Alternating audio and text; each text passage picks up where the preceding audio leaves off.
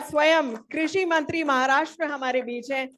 बहुत बहुत बधाई, महाराष्ट्र के सभी किसानों को बहुत बहुत बधाई।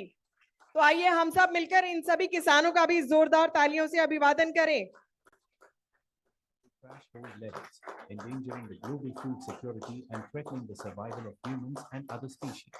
As per UN Secretary General, the era of warming has ended and boiling has begun. That calls for urgent action. The scientists giving clarion call to the world, which requires immediate and strong actions on the ground. मैं under the vision and आमंत्रित करती हूँ leadership conclave में उपस्थित हमारे आदरणीय कृषि मंत्री, केंद्रीय कृषि मंत्री शिवराज सिंह चौहान जी और यहाँ उपस्थित जस्टिस पी सदाशिवम जी, हमारे कृषि मंत्री धनंजय मुंडे जी और यहाँ के एग्रीकल्चर टुडे के ग्रुप के प्रेसिडेंट एम.जे. खान, उपस्थित सभी मंच पर महानुभाव और इस सदन में सभागृह में उपस्थित सभी मान्यवर, मैं सभी को मेरा सादर प्रणाम।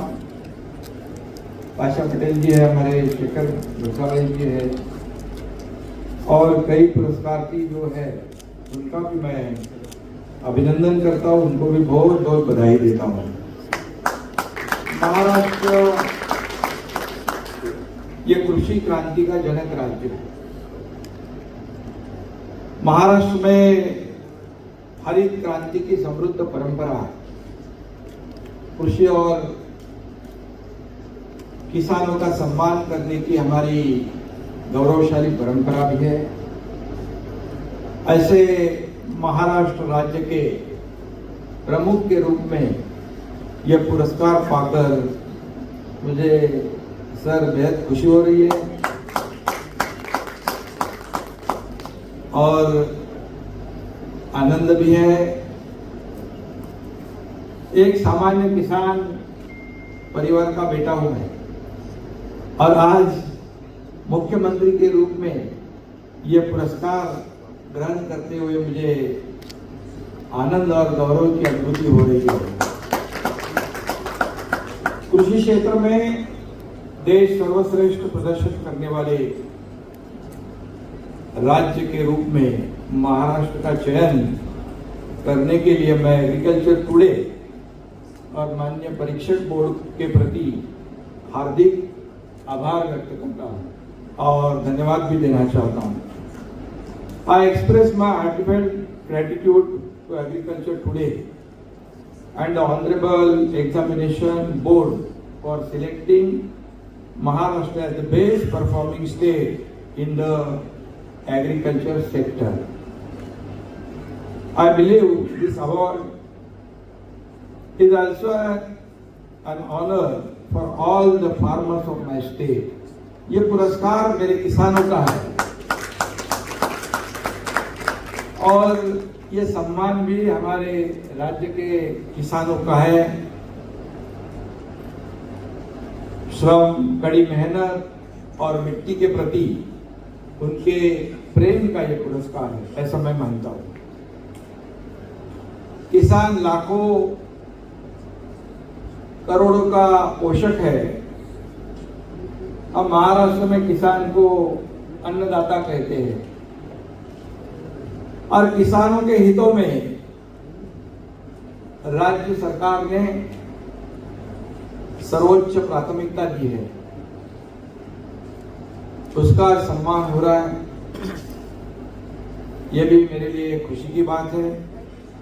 महाराष्ट्र के किसान हमेशा आधुनिक तकनीक का उपयोग करने के लिए उत्सुक रहते हैं।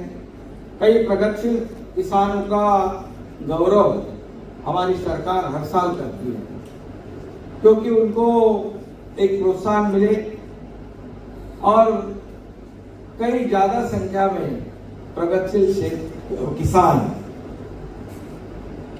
आगे आए और नए नए जो तकनीक है उसका इस्तेमाल भी करें, जिससे किसानों को फायदा होता है।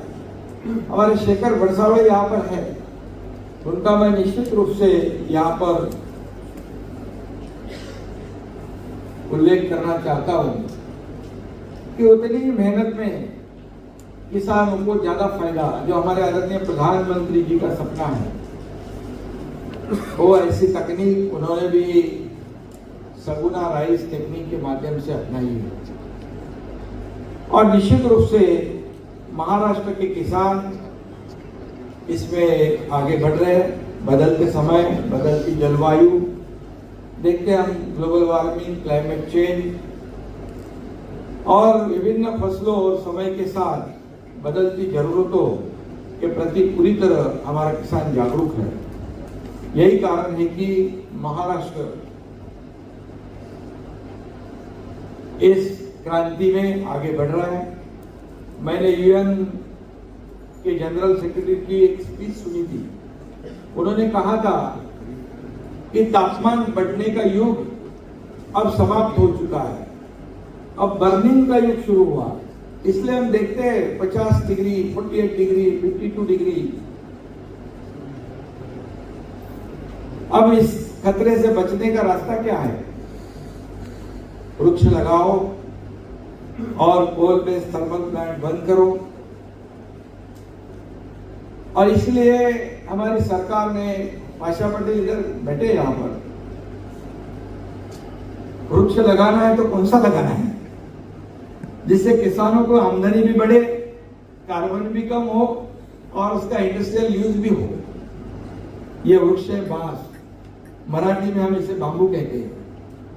बांबू मिशन मंत्री जी, हमने महाराष्ट्र में उसको बहुत ही प्राथमिकता दी है। मोदी जी भी हमेशा कहते हैं कि बांस एक खास घास है, बांबू अभी बांस नहीं घास है। और इसलिए ये बांस से 2000 प्रकार की वस्तुएं बनती है। उससे अभी